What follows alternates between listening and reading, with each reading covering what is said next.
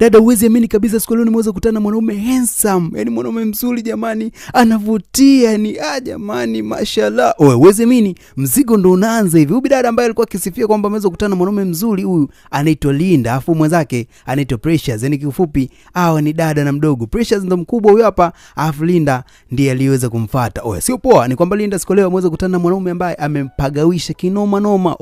Ni mwanaume gani? Basi moja kwa moja tunarudi nyuma kidogo. Kuna wizi unafanyika, mwamba kawasha gari chapchapo kaenda kupaki mbele. Mwenzake anakuja na mzigo, mara ghafla akapamiana na huyu bidada. Mwamba litamaki, bidada litamaki, ni kifupi wote walikuwa kwenye kiulizo pale. Mwamba ni kama alikuwa na kitu moyoni mwake na bidada naye alikuwa kama kuna kitu fulani hivi, lakini mwamba akaamua aweze kushika njia pale chapchapu. Linda kabaki anajiweka sawa pale. Wao walichapa gari fimbo, sio poa. Wamefika mbele huko, basi mshikaji akasimamisha gari pale. Nasemaje, siku leo umezingua, yani umeunguza, umeharibu kinoma. Nani mkwambia uvue maski? Nakwambia tupo kwenye mission, unaanza kufanya ujinga wako. Yani wewe mjinga. Mjinga una mawazo gani kichwani mwako?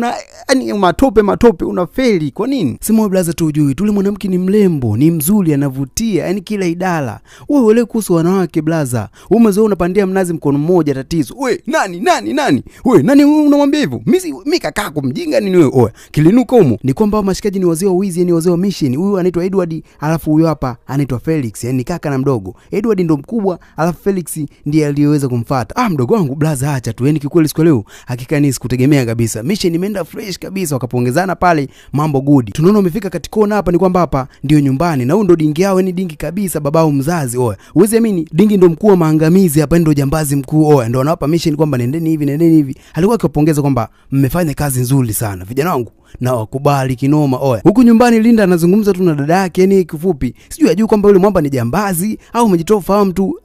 Sio poa. Alikuwa akisifia tu kwamba dada ujui tu, hakika yule mkaka ni handsome. Sijui nielezeje dada.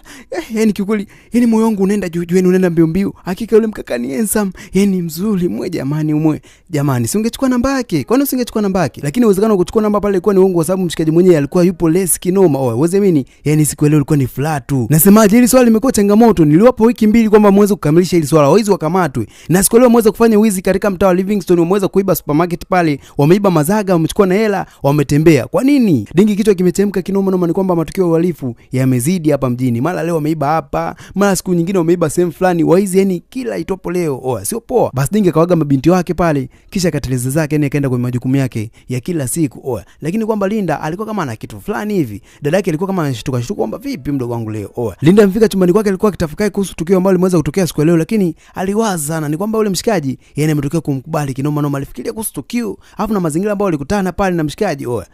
Pote. Na uje kuona washikaji hapa, yani Edward pamoja na Felix. Uwezi amini kumbe washikaji wa Akiba